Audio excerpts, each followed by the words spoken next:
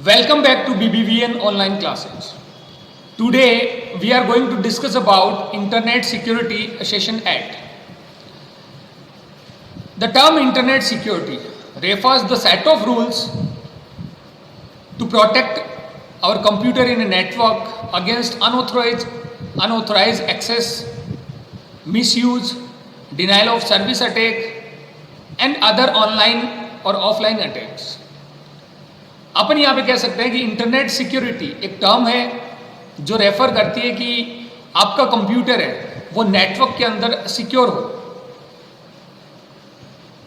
Security की बात यहाँ पे आती है तो अपन कहते हैं it involve the network security and browser security, कि आपका कंप्यूटर है वो नेटवर्क के अंदर होता है, इट मीन्स वो भी सिक्योर होना चाहिए, या फिर आप ब्राउजिंग करते हो तो भी आपका कंप्यूटर सिक्योर होना चाहिए। इट मीन्स ऑनलाइन और ऑफलाइन आपका कंप्यूटर क्या होना चाहिए, सिक्योर होना चाहिए। Many online threads make a computer insecure. बहुत सारे ऐसे थ्रेड्स हैं जो कंप्यूटर को इनसिक्योर बनाते हैं, जैसे लाइक फिशिंग, आपने नाम सुना होगा, patch phishing, email spoofing etcetera. It increase the chance of users get compromise. तो कहने का मतलब यहाँ पे ये हो गया कि ये फिशिंग है, ये स्पूफिंग है, डिनाइल ऑफ सर्विस अटैक है, ऑनलाइन अदर जो ऑनलाइन अटैक आते हैं इनसे आपके कंप्यूटर, आपका कंप्यूटर है उसकी सिक्योरिटी, उसका सिक्योरिटी इश्यू होता है। तो यहाँ पे इंटरनेट सिक्योरिटी या अपन कह सकते हैं नेटवर्क सिक्योरिटी एक टर्म है जो क्या करती है, इन सब से आपके कंप्यूटर को बचाने का काम करती है, सेव करती है, और जो भी आपके ऑनलाइन जो आपके अटैक होते हैं सब प्रिवेंट करने का काम भी करती है। नेक्स्ट आता है वो आता है प्रैक्टिस फॉर सिक्योरिटी, कि आपको कौन कौन सी प्रैक्टिस करनी चाहिए जो सिक्योरिटी के लिए मस्ट होती है। फर्स्ट आता है यूज स्ट्रॉन्ग पासवर्ड। हमेशा जो पासवर्ड आप यूज करते हो वो कैसा होना चाहिए, स्ट्रॉन्ग पासवर्ड होना चाहिए। A strong password is a combination of alpha numeric and special characters. जो आपका स्ट्रॉन्ग पासवर्ड है उसमें न्यूमेरिक वैल्यू भी होनी चाहिए, अल्फाबेट वैल्यू भी होनी चाहिए, इसके अलावा आपके स्पेशल कैरेक्टर भी होनी चाहिए, जस्ट लाइक परसेंटेज साइन हो सकता है, @ हो सकता है, स्टार हो सकता है, ये साइन भी होने चाहिए। Do not use mobile number, हमेशा मोबाइल नंबर यूज ना करें, फ्रेंड नेम का यूज ना करें एटसेट्रा फॉर पासवर्ड। तो पासवर्ड के लिए कभी भी मोबाइल नंबर, फ्रेंड नेम या डेट ऑफ बर्थ इनका यूज नहीं करना चाहिए। Then change your password frequently at least once in 2 or 3 week. 2 or 3 week में आपका पासवर्ड आप चेंज भी कर सकते हैं या करना चाहिए। तो कहने का मतलब ये है कि स्ट्रॉन्ग पासवर्ड होना चाहिए और जो आपका मिनिमम कैरेक्टर होते हैं वो कम से कम 8 कैरेक्टर होने चाहिए। नेक्स्ट आता है backup your data. Always keep copies of your personal data in CDs, pen drive etcetera. हमेशा अपने पर्सनल डेटा है उसका अपन को कॉपी करके रखना चाहिए पेन ड्राइव या सीडी के अंदर। दिस में be helpful in the loss of data situation, कि अगर आपके डेटा जो लॉस भी हो जाते हैं उस सिचुएशन में भी आपके लिए वो क्या होगा, हेल्पफुल होगा। Next is do not share personal information, कि आपको अपनी पर्सनल इंफॉर्मेशन है हो सके तब तक अपन को क्या नहीं करनी चाहिए, उसको शेयर नहीं करना चाहिए। Never share your personal information while filling online forms. अगर आप कोई ऑनलाइन फॉर्म्स फिल करते हैं तो आपको ये ध्यान रखना चाहिए पहले तो कि वो ट्रस्टेड साइट पे है या नहीं है, इसके अलावा आपको अपनी पर्सनल इंफॉर्मेशन उसको शेयर नहीं करना चाहिए। Secure transaction, be careful while doing a transaction on the internet. अगर आप ट्रांजेक्शन करते हो इंटरनेट के ऊपर तो आपको काफ़ी ज़्यादा केयरफुल होना चाहिए।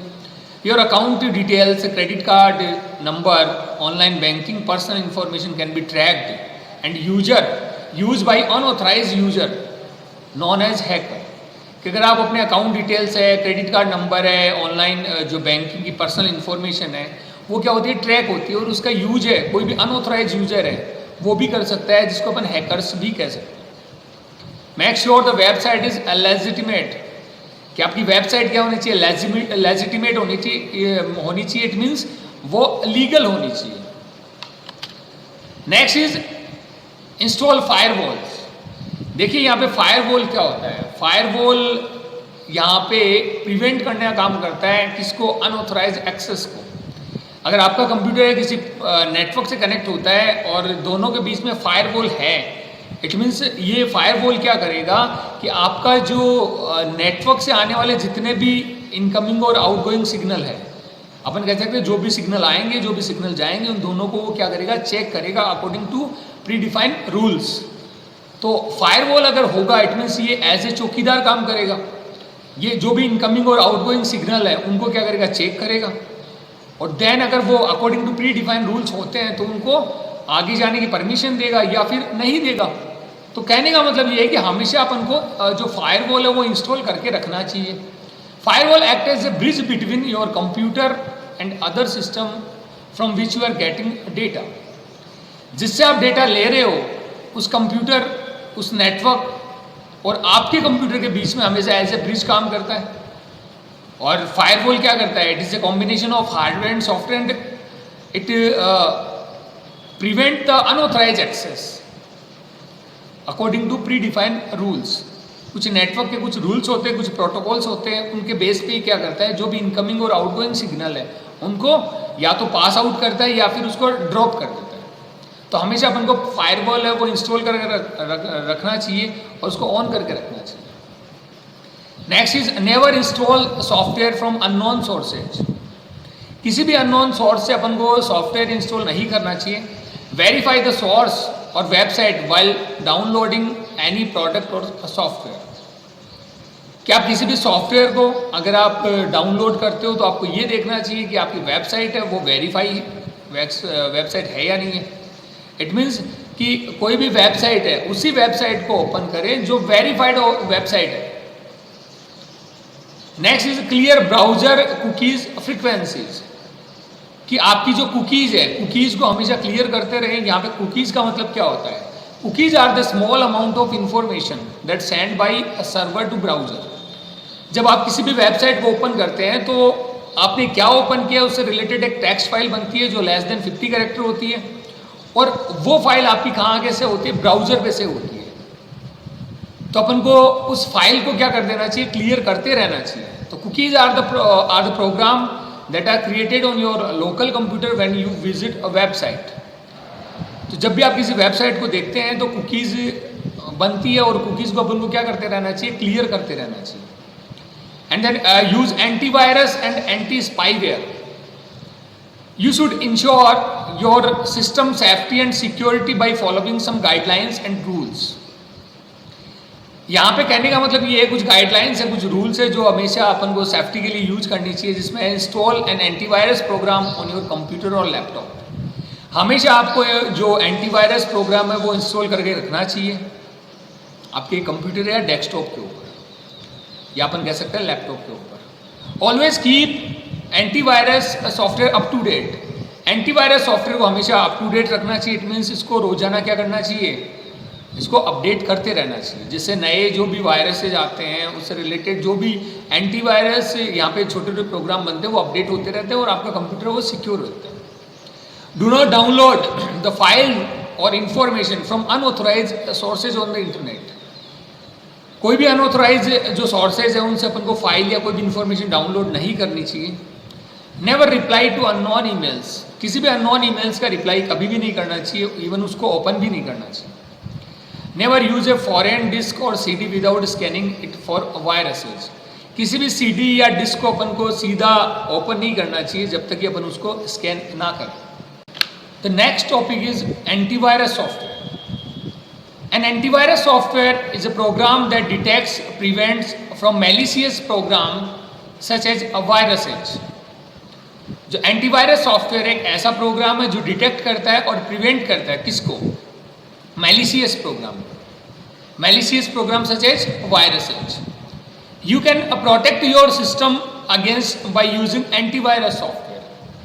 आप अपने सिस्टम को प्रोटेक्ट कर सकते हो इसके अगेंस्ट, किसका यूज करके, एंटीवायरस सॉफ्टवेयर का यूज करके। इट मीन्स जो भी मैलिशियस प्रोग्राम है उनको डिटेक्ट करने का काम, उनको प्रिवेंट करने का काम, उन पे काउंटर अटैक करने का काम कौन करता है, आपका एंटीवायरस सॉफ्टवेयर। तो कौन कौन से एंटीवायरस है, अविरा, ट्विकिल, Kaspersky, Norton, McAfee, these are the examples of antivirus software.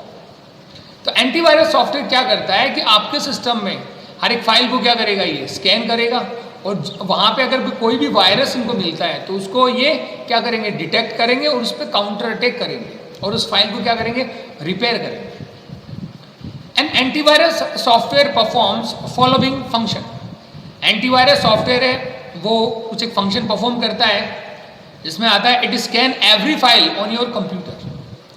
ये क्या करता है, आपके सिस्टम की हर एक फाइल को क्या करता है, स्कैन करता है। It scan all drive and outside pen drive और CD ऑन योर कंप्यूटर। ये क्या करता है कि सारी की सारी ड्राइव को स्कैन करता है, इवन आउटसाइड जो भी आप अटैच करते हो, पेन ड्राइव अटैच करते हो, CD अटैच करते हो या फिर एक्सटर्नल हार्ड डिस्क अटैच करते हो, सभी को ये क्या करेगा, स्कैन करेगा। It scan incoming emails for attach viruses. ये उन सारी ईमेल्स को भी क्या करेगा, चेक करेगा, स्कैन करेगा जिसमें वायरस आते हैं। इट मीन्स ये क्या करेगा, जो भी अटैचमेंट है उसको भी ये क्या करेगा, यहाँ पे स्कैन करेगा। इट में detect spyware on your computer. ये स्पाईवेयर को भी क्या करते हैं, डिटेक्ट करते हैं। यहाँ पे स्पाईवेयर का मीनिंग क्या हो जाता है कि एक ऐसे सॉफ्टवेयर आते हैं जो क्या करते हैं कि पर्टिकुलर किसी भी सिस्टम या डिवाइस में जो भी वर्क हो रहा होता है।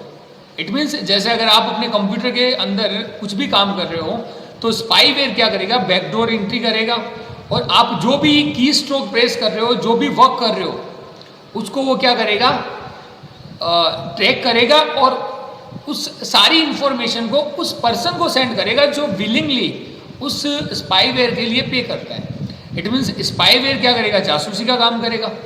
तो आपका जो एंटीवायरस सॉफ्टवेयर है ये क्या करता है, स्पाईवेयर को भी डिटेक्ट करता है। Next is action centre. The action centre in Windows 7 help you to make sure that your antivirus software is up to date and your computer is set to install update automatically।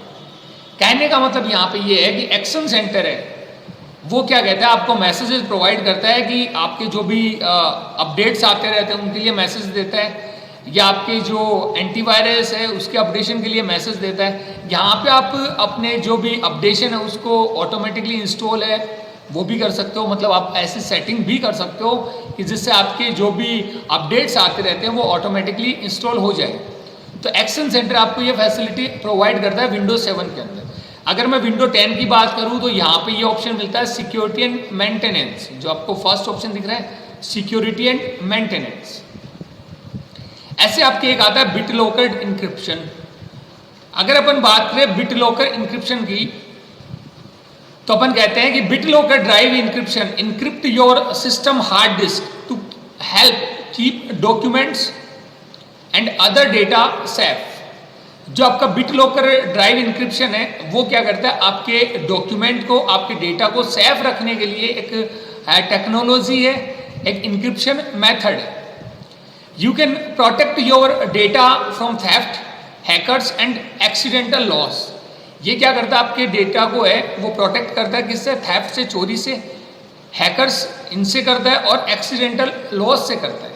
कि अगर आपका data वो encrypt होगा, it means आपके data को अगर कोई चुरा भी लेगा तो उसको रीड नहीं कर पाएगा। अगर एक्सीडेंटल लॉस भी होता है तो वो भी डेटा अगर किसी पर्सन के पास गया तो वो किसी काम नहीं आएगा। Once you turn on a BitLocker, any file that you save on the drive is encrypted automatically। अगर आपने एक बार BitLocker को ऑन कर लिया है, टर्न ऑन कर लिया है, तो आपकी जो ड्राइव के अंदर जो भी फाइल है वो क्या हो जाएगी, इनक्रिप्ट हो जाएगी। यहाँ पे इंक्रिप्शन का मतलब क्या होता है कि आपके जो ह्यूमन रीडेबल फॉर्म में जो डेटा है वो किस में चेंज हो जाते हैं, वो एक जो सीपर टेक्स्ट में चेंज हो जाता है, एक पर्टिकुलर कोड में चेंज हो जाते हैं। देन उस कोड को अगर कोई रीड भी करता है तो वो ये रीड नहीं कर पाता है कि एक्चुअल डेटा क्या है, क्योंकि वो जो कोड होते हैं वो टेक्स्ट के अंदर नहीं होते, वो एक सीपर टेक्स्ट के अंदर होते हैं। It means just like star का साइन हो गया, तो ऐसे वो कोड होते हैं। तो उसको अगर कोई रीड भी करता है तो वो डेटा है वो आपका थेफ्ट नहीं होता, वो डेटा शेयरिंग नहीं होती है। तो ये बिट लॉकर इंक्रिप्शन आपको कहाँ मिलेगा, उसके लिए मैं आपको बता देता हूँ कि जैसे अगर आपने माई कंप्यूटर ओपन किया है और मेरे को बिट लॉकर यहाँ पे टर्न ऑन करना है, तो मैं किसी भी ड्राइव पे राइट क्लिक करूँगा और यहाँ पे ऑप्शन मिलेगा टर्न ऑन बिट लॉकर। इस पर आप क्लिक करोगे तो ये थोड़ा सा टाइम लेता है, अकॉर्डिंग टू आपकी जो भी डेटा है वो स्टोर हो रखा है उसके अकॉर्डिंग थोड़ा सा टाइम लेगा। और देन आपके इस ड्राइव के ऊपर क्या लग जाएगा, एक जो आपका सिक्योरिटी यहाँ पे लग जाएगी और आप इसको पासवर्ड के थ्रू ही क्या कर पाओगे, ओपन कर पाओगे, और साथ ही साथ आपकी फाइल क्या हो जाएगी, इनक्रिप्ट हो जाएगी। इसके अलावा आपको एक्शन सेंटर में जाना है तो आप कंट्रोल पैनल में जाते हो, सिस्टम एंड सिक्योरिटी में जाते हो और यहाँ पे एक्शन सेंटर आपको ऑप्शन मिल जाएगा। ये ऑप्शन आपको मिलेगा विंडोज 7 के अंदर।